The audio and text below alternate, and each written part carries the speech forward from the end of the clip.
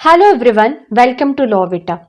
आज हम डिस्कस करने वाले हैं हिंदू लॉ के मोस्ट इंपॉर्टेंट एमसीक्यूज जो जुडिशरी, क्लैट और यूजीसी नेट जैसे और लॉ एग्जाम्स के लिए बहुत इंपॉर्टेंट होने वाले हैं। तो चलिए स्टार्ट करते हैं। पहला क्वेश्चन है, एंशिएंट हिंदू लॉ का प्राइमरी सोर्स कौन सा है? इसके चार ऑप्शंस हैं। जो सही ऑप्शन है वो है पहला ऑप्शन, स्मृतिज। स्मृतिज हिंदू लॉ के सबसे प्राचीन टेक्सचुअल सोर्स हैं। पूरा एंशिएंट हिंदू लॉ का फाउंडेशन स्मृतिज से ही आता है, इसीलिए इन्हें प्राइमरी सोर्स बोला जाता है। बाकी जो ऑप्शंस है जैसे लेजिस्लेशंस, जुडिशियल प्रेसिडेंट्स, ये सारे सेकेंडरी सोर्सेज होते हैं लेकिन प्राइमरी सोर्स नहीं होते। सेकेंड क्वेश्चन है, हिंदू मैरिज एक्ट के हिसाब से ब्राइड और ग्रूम की मिनिमम एज क्या होती है? इसमें चार ऑप्शंस है और सही ऑप्शन है फर्स्ट ऑप्शन जो है 18 एंड 21। इसमें जो डी ऑप्शन है उसमें भी सेम ही आंसर दिया हुआ है जैसे 21 और 18, पर जो आप क्वेश्चन देखें तो उसमें लिखा हुआ है ब्राइड और ग्रूम। पहले ब्राइड, तो पहले ब्राइड की जो एज है 18 और उसके बाद ग्रूम, तो पहला ऑप्शन जो है सही है। अब नेक्स्ट क्वेश्चन देखते हैं। इस क्वेश्चन में एक असर्शन दी हुई है और एक रीजन दिया हुआ है। इस तरह का फॉर्मेट भी एग्जाम्स में आता है। असर्शन एक स्टेटमेंट होता है जो कोई फैक्ट या रूल बता रहा होता है, और जो रीजन है उस असर्शन को सपोर्ट करता है, जैसे उसका एक्सप्लेनेशन दे रहा हो। इस क्वेश्चन में हम देखते हैं कि असर्शन जो दी हुई है वो ये है कि प्रोहिबिटेड डिग्री वाले रिलेटिव्स के बीच जो मैरिज होती है वो हिंदू मैरिज एक्ट के अंदर नल एंड वॉइड होती है। ये स्टेटमेंट बिल्कुल सही है। अब रीजन देखते हैं। रीजन बोल रहा है कि पार्टीज पिंडाज हैं, इसीलिए मैरिज प्रोहिबिटेड डिग्री में आती है। ये भी एकदम करेक्ट है क्योंकि पिंडा ही प्रोहिबिटेड डिग्री का मेन बेसिस होता है।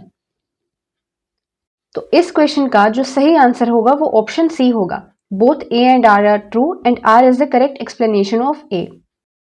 अगला एमसीक्यू है, हिंदू मैरिज एक्ट 1955 ओरिजिनली किस थ्योरी पर बेस्ड था?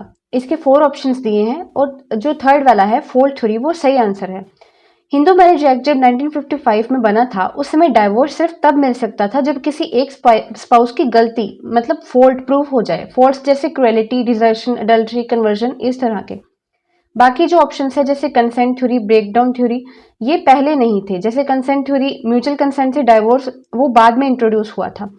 ब्रेकडाउन थ्योरी वो भी मॉडर्न थ्योरी है। और विल थ्योरी जो है, हिंदू मैरिज एक्ट कॉन्ट्रैक्ट नहीं है तो विल थ्योरी इस पे अप्लाई नहीं होती। जो फिफ्थ क्वेश्चन है वो ये पूछ रहा है कि हिंदू सक्सेशन एक्ट 1956 के अकॉर्डिंग जो नीचे स्टेटमेंट्स दी गई हैं, जो फोर ऑप्शंस हैं ए, बी, सी और डी, इनमें से करेक्ट ऑप्शन कौन सा है? मतलब जो कॉम्बिनेशंस दिए हुए हैं इन्होंने वो सही है या गलत? इसमें जो आंसर है वो ए है, क्योंकि ए, बी और सी जो है वो सही स्टेटमेंट्स है और डी वाली जो है गलत है। अगला क्वेश्चन है, मैच द फॉलोइंग। इसमें मैचिंग करनी है हमने। लिस्ट 1 और लिस्ट 2 में देखना है कि कौन कौन से सही कॉम्बिनेशंस बैठ रहे हैं। इसमें जो सही ऑप्शन होगा वो बी होगा। इसमें जो लिस्ट 1 है इसमें पहला ऑप्शन जो दिया गया है doctrine of pious obligation. Pious obligation जो फोर्थ ऑप्शन है लिस्ट 2 में उसके साथ मैच हो रहा है, क्योंकि फोर्थ ऑप्शन है अ सन्स ड्यूटी टू पे ऑफ हिज फादर्स डेट। ये एक रिलीजियस ड्यूटी या पायस ऑब्लिगेशन मानी जाती है कि जो बेटा या बेटी है फादर की डेट्स पे करे। नेक्स्ट है डॉक्ट्राइन ऑफ फैक्टम वैलिड। तो ये जो बी ऑप्शन है उसके साथ लिस्ट 2 का थर्ड वाला ऑप्शन मैच होगा।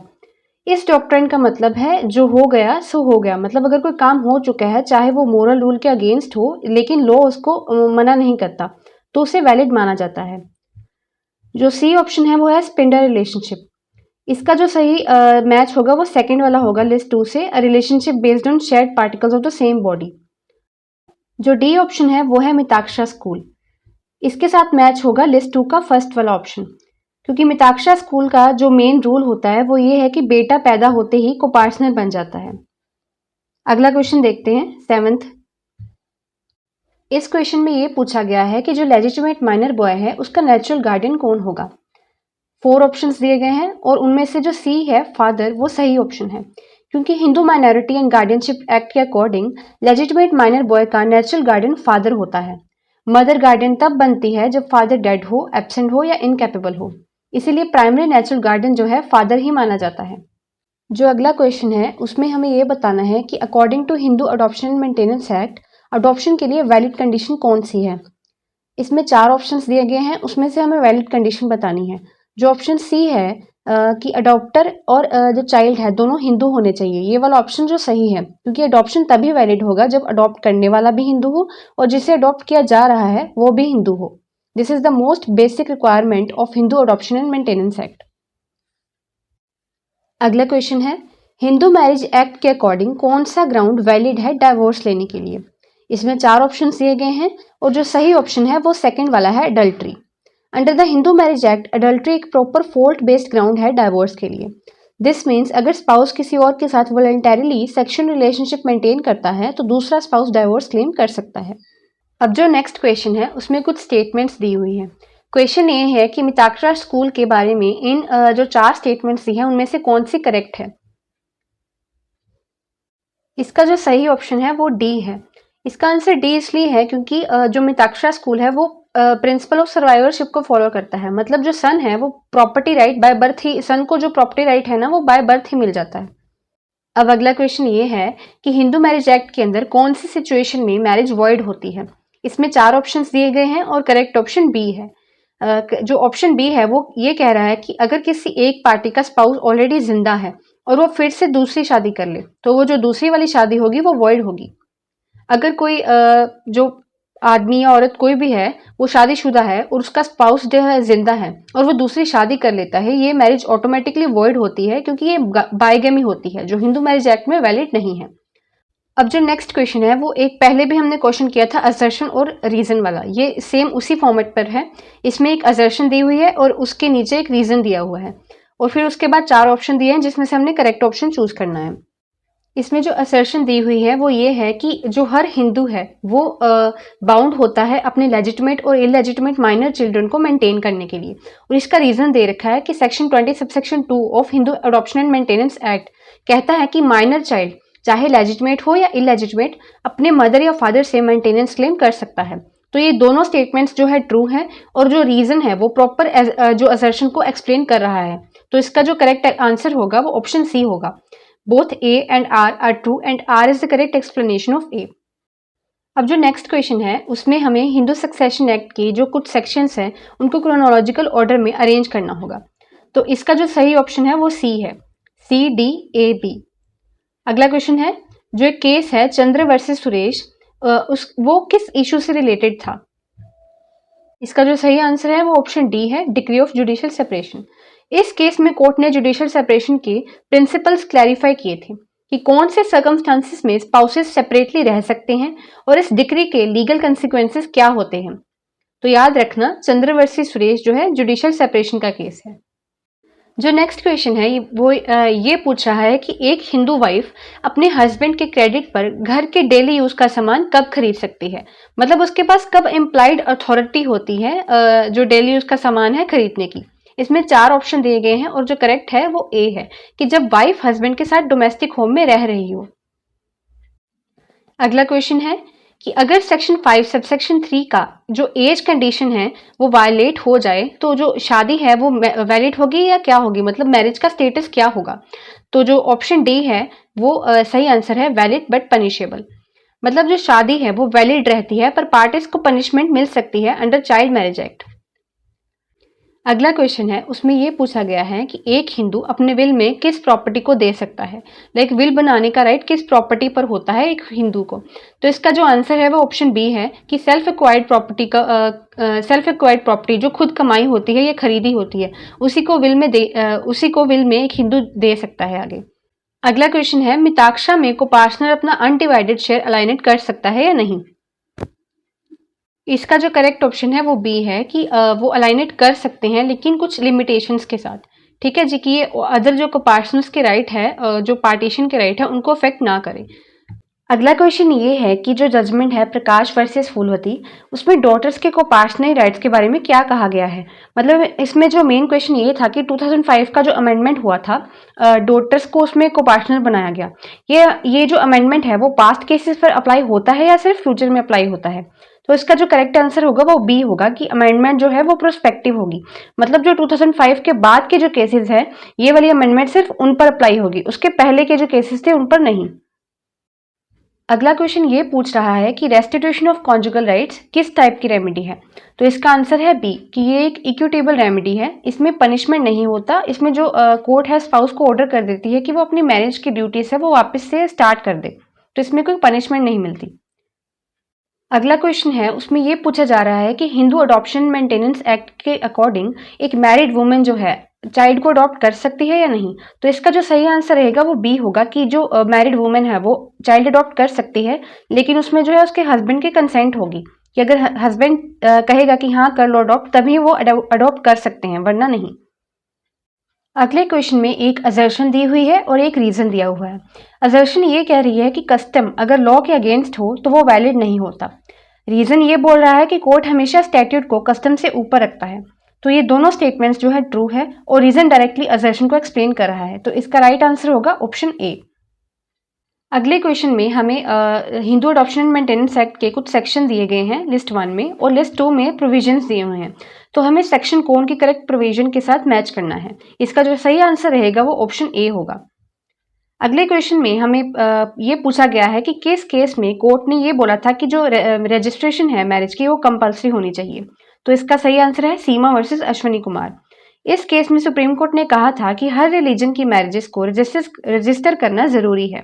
तो option D is the correct answer. अगले क्वेश्चन में हमें यह बताया गया है कि कुछ ऐसे ग्राउंड्स होते हैं जिसमें जो वाइफ है हस्बैंड से अलग रहकर भी मेंटेनेंस ले सकती है। तो नीचे कुछ ग्राउंड्स दिए गए हैं और हमें क्या करना है कि इनको सेक्शन ऑर्डर में अरेंज करना है। तो इसका जो करेक्ट आंसर रहेगा वो ऑप्शन बी होगा। अगला क्वेश्चन ये है कि जब हिंदू जॉइंट फैमिली में पार्टीशन होता है तो उसके बाद क्या होता है। इसका जो सही आंसर है वो बी है कि एक तो जॉइंट फैमिली प्रॉपर्टी मेंबर्स में डिवाइड हो जाती है और दूसरा जो कोपार्सनरी का जॉइंट स्टेटस है वो खत्म हो जाता है। तो option B is the right answer. अगला क्वेश्चन ये है under Hindu succession act 1956 succession rights to agriculture land में बी सब्जेक्ट टू। इसका जो सही आंसर होगा वो ऑप्शन ए होगा। मतलब इसमें यह पूछा गया है कि एग्रीकल्चर लैंड का inheritance Hindu succession act follow नहीं करता। क्यों नहीं करता? क्योंकि एग्रीकल्चर जो है एक स्टेट सब्जेक्ट है। मतलब अगर किसी स्टेट का अपना स्पेशल लैंड लॉ है तो वही डिसाइड करेगा कि किसको कितना हिस्सा मिलेगा। हिंदू सक्सेशन एक्ट इस चीज को जो है नहीं डिसाइड करेगा।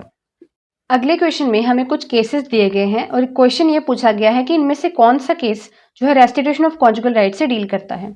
जो सही ऑप्शन है वो है फोर्थ ऑप्शन, क्योंकि ए बी और डी जो तीनों केसेस हैं ये तीनों रेस्टिट्यूशन ऑफ कॉन्जुगल राइट से डील करते हैं और जो बाकी है वो डिफरेंट टॉपिक से डील करते हैं। अगले क्वेश्चन में ये पूछा गया है कि रेस्टिट्यूशन ऑफ कॉन्जुगल राइट्स की जो डिग्री है उसको इन्फोर्स कैसे कराया जा सकता है। रेस्टिट्यूशन ऑफ कॉन्जुगल राइट्स का मतलब होता है कि कोर्ट स्पाउस को बोलती है कि शादी की जो ड्यूटीज है उन्हें निभाओ। अगर स्पाउस नहीं मानता तो कोर्ट उसकी प्रॉपर्टी अटैच कर सकती है जब तक वो ऑर्डर फॉलो ना करे। तो इसमें क्या जो सही ऑप्शन होगा वो ए ऑप्शन होगा, बाय अटैचमेंट ऑफ प्रॉपर्टी। अगले क्वेश्चन में ये पूछा जा रहा है कि हस्बैंड की डेथ के बाद हिंदू वाइफ अपना मेंटेनेंस किस सेक्शन में फादर इन लॉ से क्लेम कर सकती है।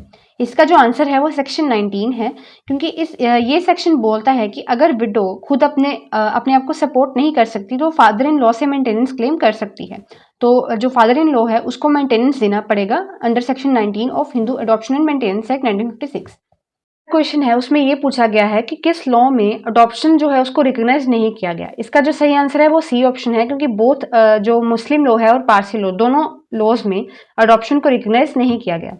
अगला क्वेश्चन है उसमें क्या करना है हमें कि डाइवोर्स के ग्राउंड्स है जो हिंदू मैरिज एक्ट में उनको सेक्शन नंबर्स के अकॉर्डिंग अरेंज करना है। इसका जो सही ऑप्शन रहेगा वो ऑप्शन बी होगा, क्योंकि इसमें जो है सही सीक्वेंस दिया गया है।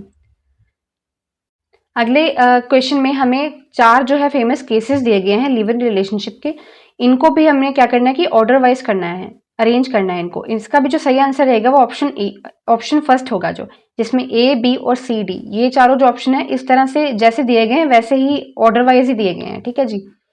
अगला जो क्वेश्चन है उसमें ये पूछा गया कि बादशाह वर्सेस उर्मिला ये जो केस है वो किस चीज से रिलेट करता है। मतलब ये इसमें मेन इशू जो था वो किस चीज का था। इसका जो सही आंसर है वो बी ऑप्शन है, maintenance rights of women in void marriage. मतलब इसमें जो है सुप्रीम कोर्ट ने बोला था कि अगर मैरिज वॉइड हो और वुमेन को पता ही नहीं था, मतलब वो इनोसेंट थी, तो उसे जो है मेंटेनेंस मिलना चाहिए। Maintenance rights of women in void marriage, ये ऑप्शन बी जो है वो सही आंसर है। अगला क्वेश्चन है इसमें ये पूछा जा रहा है कि फीमेल हिंदू की प्रॉपर्टी का सक्सेशन कैसे होता है। तो इसका जो सही आंसर होगा वो ए होगा, क्योंकि जो रूल्स होते हैं मेल के लिए वही सेम रूल्स होते हैं फीमेल के लिए भी, बस थोड़े बहुत डिफरेंसेस होते हैं, बट बाकी सारा कुछ होता है सेम होता है। तो option A is the correct answer. अगले जो क्वेश्चन में ये पूछा गया है कि किस केस में कोर्ट ने बोला कि हस्बैंड अगर घर में कॉन्क्यूबाइन रखे तो वाइफ जो है अलग रह सकती है। तो इसका जो करेक्ट आंसर है वो ऑप्शन सी है, क्योंकि इस केस में कोर्ट ने बोला था कि अगर जो हस्बैंड है घर में कॉन्क्यूबाइन रखता है तो वाइफ जो है उसके पास राइट है कि वो अलग रह सकती है हस्बैंड से। ठीक है जी। अगला जो क्वेश्चन है उसमें ये पूछा गया है कि विल को कैसे रिवोक किया जा सकता है, मतलब कैंसिल किया जा सकता है। तो option B is the correct answer. मतलब जो विल है वो कैंसिल हो सकती है नई विल बनाकर, मैरिज से, या स्पेसिफिक रिवोकेशन लिखकर। अगले क्वेश्चन में हमें कुछ लेजिस्लेशंस दी गई हैं, उनको हमने क्रोनोलॉजिकल ऑर्डर में जो है अरेंज करके लिखना है। इसका जो सही आंसर है वो सेकंड ऑप्शन है, ए बी सी डी। मतलब ये जैसे दिया गया है वैसे ही सही ऑर्डर में दिया गया है। अगला जो क्वेश्चन है उसमें फिर से हमें असर्शन और जो रीजन वाला फॉर्मेट है उस फॉर्मेट में क्वेश्चन दिया गया है। एक असर्शन दी हुई है और नीचे उसका रीजन दिया हुआ है। असर्शन ये बोल रहा है कि Hindu adoption and maintenance act के अकॉर्डिंग अडॉप्शन के बाद जो है पेरेंट चाइल्ड का रिलेशनशिप फुली क्रिएट हो जाता है, जिसमें सक्सेशन भी इंक्लूड होता है। रीजन ये बोल रहा है कि अडॉप्टेड चाइल्ड को नेचुरल चाइल्ड जैसे राइट्स मिलते हैं। तो ये दोनों जो स्टेटमेंट्स है पूरी तरह से ट्रू है, और रीजन एग्जैक्टली अडॉप्शन का इफेक्ट जो है एक्सप्लेन कर रहा है। तो आंसर जो होगा फर्स्ट ऑप्शन होगा, both A and R true and R is the correct explanation of A. जो अगला क्वेश्चन है उसमें हमें दो स्टेटमेंट्स दिए गए हैं, हमें देखना है कि कौन सी स्टेटमेंट दो सही है और कौन सी गलत है, और नीचे मतलब ऑप्शंस दिए हैं, हमें उनमें से जो करेक्ट ऑप्शन है वो चूज़ करना है। पहली जो स्टेटमेंट है उसमें ये बोला गया है कि a childless step mother is entitled to claim maintenance under Hindu adoption and maintenance act. मतलब ये जो स्टेटमेंट है वो गलत है। क्यों? क्योंकि Hindu adoption and maintenance act के अकॉर्डिंग स्टेप मदर तब मेंटेनेंस क्लेम कर सकती है जब वो विडो हो और वो हस्बैंड के फादर पर डिपेंडेंट हो, यानी उसका जो हस्बैंड है मर चुका हो। ठीक है जी। तो सिर्फ जो चाइल्डलेस होने से कोई राइट क्रिएट नहीं होता। तो जो पहली स्टेटमेंट है वो गलत है। जो सेकंड स्टेटमेंट है उसमें ये लिखा गया है कि Hindu adoption and maintenance act के अडॉप्शन रूल्स के अकॉर्डिंग अगर घर में ऑलरेडी एक मतलब सन, ग्रैंडसन या ग्रेट ग्रैंडसन है तो दूसरा जो सन है अडॉप्ट नहीं किया जा सकता। तो ये जो स्टेटमेंट है वो बिल्कुल सही है। तो जो इसका करेक्ट ऑप्शन होगा वो ऑप्शन 4 होगा। Statement first is incorrect but statement second is correct. जो नेक्स्ट क्वेश्चन है उसमें हमें ये बताना है कि नीचे 4 ऑप्शंस दिए हैं और हिंदू सक्सेशन एक्ट के अकॉर्डिंग कौन कौन करेक्ट हायर्स हैं। तो हमें जो सही ऑप्शन है वो चूज़ करना है। तो नीचे जो सेकंड ऑप्शन है ए एंड डी वो दोनों करेक्ट है, तो सेकंड ऑप्शन करेक्ट है, ए एंड डी ओनली। अगला जो क्वेश्चन है उसमें ये पूछा गया है कि फॉरेन डाइवोर्स डिक्री इंडिया में कैसे रिकॉग्नाइज होती है। ठीक है जी। इसमें जो है कि फॉरेन डाइवोर्स डिक्री इंडिया में ऑटोमेटिकली वैलिड तो नहीं होती। इंडिया उसको तभी एक्सेप्ट करता है जब कुछ कंडीशंस फुलफिल हो जाएं, जैसे कोर्ट जहां डाइवोर्स दिया गया है प्रॉपर जुरिडिक्शन हो, पार्टीज को फेयर चांस मिला हो, डिसीजन फ्रॉड या कोर्शन से फ्री हो, पब्लिक पॉलिसी के अगेंस्ट ना हो और डोमिसाइल या कनेक्शन जेन्युइन हो। तो इसका जो है सही आंसर है वो सेकंड ऑप्शन है। Recognition depends on reciprocity, domicile, notice and public policy, consideration, special statutes and case law govern recognition. तो सेकंड ऑप्शन जो है वो सही है। अगला क्वेश्चन है उसमें ये पूछा जा रहा है कि हिंदू अपनी प्रॉपर्टी को जिंदा होते हुए गिफ्ट कर सकता है या नहीं। तो इसका जो सही आंसर है वो सेकंड ऑप्शन है कि जो हिंदू है वो अपनी प्रॉपर्टी को जिंदा होते हुए गिफ्ट कर सकता है, ये वैलिड है। लेकिन कंडीशंस जो है फुलफिल होनी चाहिए, कुछ प्रॉपर लीगल फॉर्मेलिटीज हैं वो फॉलो होनी चाहिए, जैसे ट्रांसफर का क्लियर इंटेंशन हो, गिफ्ट एक्सेप्ट किया जाए, अगर इमूवेबल प्रॉपर्टी है तो रजिस्टर्ड गिफ्ट डीड हो। अगर ये सारी फॉर्मेलिटीज कंप्लीट हैं तो जो लाइफ टाइम गिफ्ट है वो 100% वैलिड होता है। तो सेकंड ऑप्शन जो है वो सही है। अगला क्वेश्चन है उसमें ये पूछा गया है कि जो अगर किसी बच्चे ने जन्म वॉइड मैरिज से लिया है तो उसकी लेजिटिमेसी क्या होगी। तो करेक्ट आंसर सेकंड ऑप्शन होगा। मतलब अगर मैरिज वॉइड हो, बच्चे जो है इलेजिटिमेट नहीं बन जाते, लॉ उनकी लेजिटिमेसी प्रोटेक्ट करता है, specially inheritance rights from parents में। ठीक है जी। तो जो बच्चे हैं वो लेजिटिमेट रहेंगे चाहे मैरिज जो थी वॉइड थी। क्वेश्चन है उसमें ये पूछा गया है कि अगर कोई मैरिड पर्सन है तो उसको अडॉप्ट करना वैलिड है या इनवैलिड है। इसका जो सेकंड ऑप्शन है वो सही है, इज जनरली इनवैलिड। मतलब जो जनरल रूल है वो उसमें जो है मैरिड पर्सन जो है वो उसको अडॉप्ट करना इनवैलिड माना जाता है। Hindu adoption and maintenance act के अंदर अडॉप्शन सिर्फ माइनर और अनमैरिड चाइल्ड का होता है। मैरिड पर्सन को अडॉप्ट करना अलाउड नहीं है, पर कुछ जैसे लिमिटेड सिचुएशंस हो सकती हैं, जैसे किसी का कस्टम हो या ऐसा कुछ हो, पर जनरल रूल जो है उसमें इनवैलिड माना जाएगा। जो अगला क्वेश्चन है उसमें ये पूछा गया है कि हिंदू विडो अगर रीमैरी करे तो उसके जो इनहेरिटेंस राइट्स थे डिसीज हस्बैंड के एस्टेट पर, उन राइट्स पर कोई असर होता है या नहीं होता उसके रीमैरी करने पर। तो जो सही आंसर है इसका फर्स्ट वाला आंसर सही है, शी लॉसेस ऑल राइट्स। तो मतलब हिंदू विडो रीमैरिज करती है तो उसके जो लेट हस्बैंड के प्रॉपर्टी पर इनहेरिटेंस राइट्स है वो सारे खत्म हो जाते हैं, क्योंकि उसने रीमैरी कर लिया, उसका हस्बैंड अब कोई और है।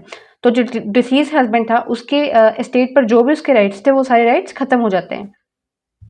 अगला क्वेश्चन है कि जो केस है गीता हरिहरन वर्सेस आरबीआई, वो किस चीज से रिलेटेड है, मतलब उसका जो है मेन जो मुद्दा था उस केस में क्या था। इसका जो सही आंसर है वो फर्स्ट ऑप्शन है, mother's rights as natural guardian. इस केस में इस जो ये लैंडमार्क केस था इसमें क्लैरिफाई किया गया कि मदर भी आफ्टर फादर नेचुरल गार्डियन होती है। और इसमें जो वर्ड आफ्टर है उसका मतलब ये नहीं कि फादर के मरने के बाद, बल्कि तब भी जब फादर जो है केयर ना कर रहा हो। अगला जो क्वेश्चन है उसमें दो स्टेटमेंट्स दी हुई हैं, दोनों जो है अडॉप्शन से रिलेटेड है। पहली स्टेटमेंट में ये बोला गया है कि चाइल्ड को अडॉप्शन में देने का राइट सिर्फ पेरेंट्स का होता है, या तो फादर या मदर या दोनों का कंसेंट। तो ये जो स्टेटमेंट है बिल्कुल ट्रू है। अगली स्टेटमेंट है उसमें लिखा गया है कि एक चाइल्ड को एक साथ दो फैमिलीज जो है अडॉप्ट नहीं कर सकती। ये बिल्कुल सही स्टेटमेंट है, क्योंकि अडॉप्शन जो है पेरेंट चाइल्ड रिलेशनशिप क्रिएट करता है, जो कि एक ही बार में एक ही फैमिली के साथ होता है। तो ये बिल्कुल सही स्टेटमेंट है। तो दोनों जो स्टेटमेंट्स है वो ट्रू है। इसका जो सही आंसर होगा वो फर्स्ट वाला होगा। Both statement first and statement two are correct. अगले क्वेश्चन में हमें चार सेक्शंस दिए गए हैं, उनमें से हमें बताना है कि कौन से सेक्शन जो है हिंदू मैरिज एक्ट 1955 में डिवोर्स से डील करते हैं। इसमें जो सही ऑप्शन होगा वो सी होगा, ए बी और डी, क्योंकि ए बी और डी जो तीनों ऑप्शन है वो डाइवोर्स के सेक्शन हैं। वो जो सी है ना 17, सेक्शन 17 वो बाइगैमी की पनिशमेंट बताता है। तो इसका जो सही ऑप्शन होगा वो ऑप्शन सी होगा, ए बी एंड डी। तो आज के लिए बस इतना ही। आज हमने हिंदू लॉ के इंपॉर्टेंट एमसीक्यूज को इजी लैंग्वेज में डिटेल से डिस्कस किया है। अगर आपको वीडियो हेल्पफुल लगा हो तो लाइक, शेयर और सब्सक्राइब जरूर करें। नेक्स्ट वीडियो में और भी एमसीक्यूज लेकर आएंगे जो आपके एग्जाम प्रेपरेशन को और स्ट्रॉन्ग बनाएंगे। तो मिलते हैं नेक्स्ट क्लास में।